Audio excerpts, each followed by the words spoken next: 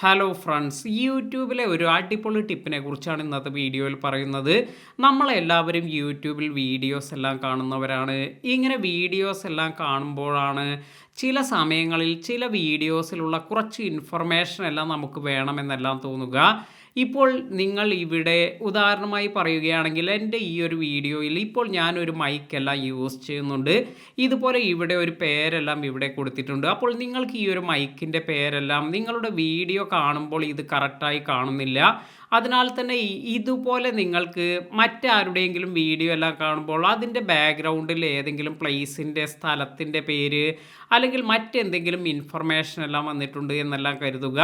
ഇങ്ങനെയുള്ള ഈ ഒരു അഡ്രസ്സ് അല്ലെങ്കിൽ ഇങ്ങനെയുള്ള ഈ ഒരു പേരൊന്നും നിങ്ങൾക്ക് കറക്റ്റായി ആ ഒരു വീഡിയോയിൽ കാണുന്നില്ല എങ്കിൽ സാധാരണ നമ്മൾ ചെയ്യുന്ന ഒരു കാര്യം സെറ്റിങ്സിൽ പോയതിന് ശേഷം ഹൈ ക്വാളിറ്റിയിലേക്കെല്ലാം മാറ്റി നമുക്കിത് കാണുന്നുണ്ടോ എന്നെല്ലാം നോക്കുകയാണ്.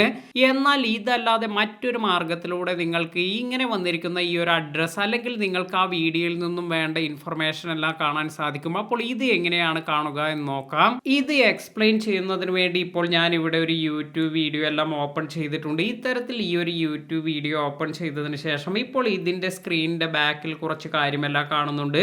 അപ്പോൾ നമ്മൾ പ്ലേ ചെയ്യുമ്പോഴെല്ലാം ആയിരിക്കും ഇതിൻ്റെ ബാക്കിൽ കുറച്ച് വേർഡുകളെല്ലാം കാണുന്നത്. അത് എന്താണ് എന്ന് കറക്റ്റ് മനസ്സിലാക്കുന്നതിന് വേണ്ടി നിങ്ങളുടെ 2 വിരലുകൾ ഇതുപോലെ പിടിച്ചതിന് ശേഷം സ്ക്രീനിൽ ഇതുപോലെ ടച്ച് ചെയ്ത് ഇങ്ങനെ നിങ്ങൾക്ക് ഇത് എൻലാർജ് ചെയ്യാം. അതായത് ഇത്തരത്തിൽ നിങ്ങൾക്ക് ഇത് സൂം ചെയ്യാനെല്ലാം സാധിക്കും.